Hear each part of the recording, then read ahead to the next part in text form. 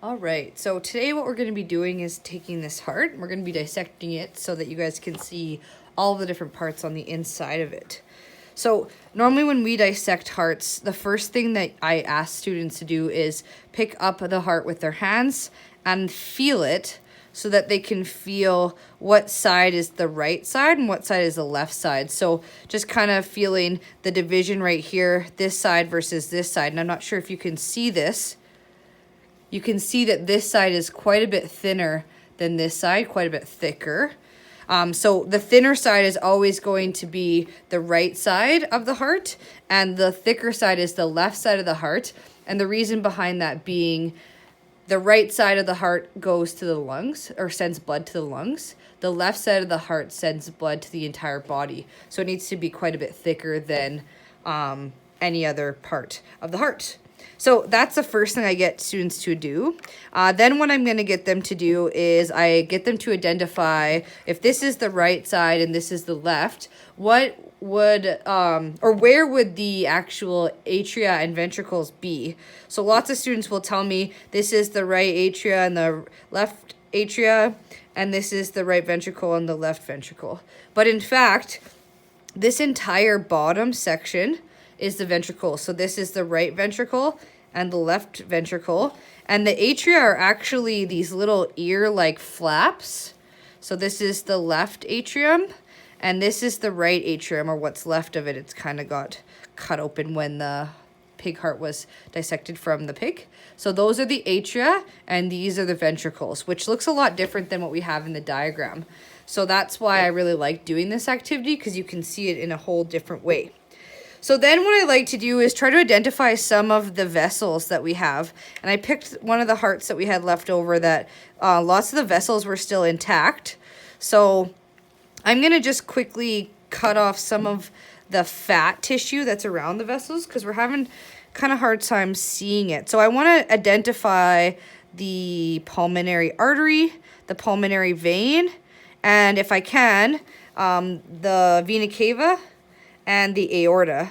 But sometimes, depending on the heart, lots of the vessels have actually been cut off. So I picked a pretty good one and they're today to cut open with you, because you can actually see quite a bit of the blood vessels. So this is just a very strong piece of fat. So let me just quickly cut it open here. Maybe I'll try the scissors. Yeah, that's working way better. Okay. Sorry about that. So that's gone. So we also have this that isn't really needing to be there. Yeah, so kind of awesome that we get such a good heart to look at together.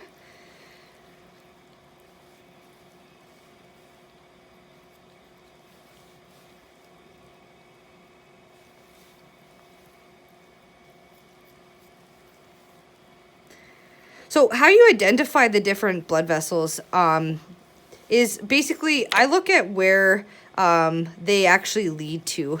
So looking at this right here, I can see this blood vessel going from the left ventricle, and it would lead right here. So what you're seeing right here is the pulmonary trunk, and then it's going to branch into two sides. So the one side is right here. That would be the left pulmonary artery, and then let's see if this might be too big. This should be, that is not. So the left pulmonary artery must have been removed from this structure, and that's okay. It must have got cut off. So this is the pulmonary trunk, and it would branch into a left and right pulmonary artery. I'm also going to look for the aorta, and I think that the aorta is this right here, and I can tell that because of how big it is, and also when you feel it, how muscular it is. But I'm going to just double check. I'm going to just stick my finger into it, and my finger is in this chamber now. So I know that that right there is the aorta, because it's going kind of behind here and coming from the left ventricle. So that's the aorta, And this is the pulmonary trunk, which branches into the pulmonary arteries. The next thing I'm looking for is the pulmonary veins and the vena cava. So because my right atria is kind of no longer intact, I don't really have a lot of the vena cava left over. But I think this structure right here is what's left over of the pulmonary veins. This is kind of bizarre. It looks all stretched out. Oh, actually, here we go. So I lied. That's not the pulmonary vein. So this is what's left over of the right atrium. This is the vena cava. It's really, really, really thin. Like you can see my glove through it. So it's a massive blood vessel. But in comparison to the aorta, which is right here, the vena cava is just significantly smaller or thinner because it's a vein compared to an artery. And it's going to be massive in circumference because of the amount of blood that's coming into the right atrium. And then on the other side, what's left over of the left atrium has a blood vessel that leads in, it's a bit of a mess. I think that this is part of what's left over of the pulmonary vein leading into the left atrium, what's left over of it. So those are all the blood vessels. Remember, the aorta comes from the left ventricle. The pulmonary trunk, which goes into the pulmonary arteries, comes from the right ventricle. And then going into the right atrium is the vena cava, which is super thin. And going into the left atrium is the pulmonary veins, which you can't really see on this heart. But we have some really, really intact blood vessels other than that pulmonary vein, which is, I think, cut off. So the next thing I'm going to do is I'm going to start cutting the heart open. So it's already kind of cut right here. So I'm just going to continue cutting it open on this kind of midline. Eventually, I would like to cut the heart completely in half so you guys can see what it looks like on the inside. So I'm cutting through the ventricles right now, and eventually I'll be cutting down through the septum as well. So just give me a minute here, and I will eventually cut all the way through it. So it does look a lot like meat. We get these hearts from a meat shop in town. They save them from when they butcher pigs so that we can have them and dissect them with our students. So it does look very similar to if you're looking at steak or something like that. The only difference is obviously the valves that are inside the heart, the AV valves and semilunar valves. And then, of course, all of those really large blood vessels like the aorta and the pulmonary artery and things like that. So people that eat hearts, like sometimes if they are hunters, they will eat the heart. They would just have to clean all of those things off. And the muscle of the heart, the wall of the heart is all muscle. You could hypothetically eat it.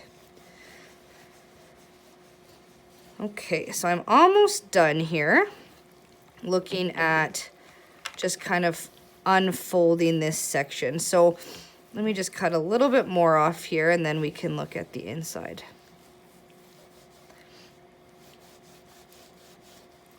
Of course, I grabbed a really dull scalpel instead of grabbing a nice good one. But why would I do that? Test it out before I try making a video of it. That would just be silly.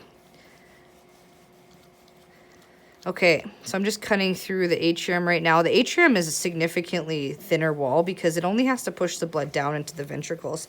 So you're probably wondering what the heck all this stuff is. These are the valves right here, the AV valves, and then they get kind of sutured down with something called the chordae tendineae down to the wall of the ventricle. And this prevents the valves from basically going backwards and allowing blood to go back from the ventricle into the atrium. It has to flow in one direction, otherwise your heart's not going to be working very efficiently if blood is moving backwards. So that would cause a lot of problems if it ended up doing that. So what I have here is the top part of the heart, and I've cut it basically completely in half. So this is the septum.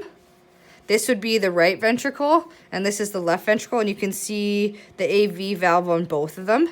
That would be the separation between the atrium and the ventricle. So that is what it looks like on the inside of the valve, of the heart. And basically what I would do from there is I would get students to kind of go through and talk to me about what structures they're seeing and all of that fun stuff. We would look at the differences in thicknesses between the actual valves or the actual vessels that we have. And we would just basically talk about, yeah, all of the structures and all that fun stuff. So I think we're good to go today, except for one thing I just found here. This is a blood clot. So sometimes what happens when organisms, the blood is no longer pumping, it starts to kind of seize up like it does when we normally clot it, and will form blood clots in the organism's organs after they've become deceased. So yeah, that's the different parts of the heart. In real life, it looks a lot different than it does in our pictures. And obviously way more exciting if you do it in person, but this is what we got.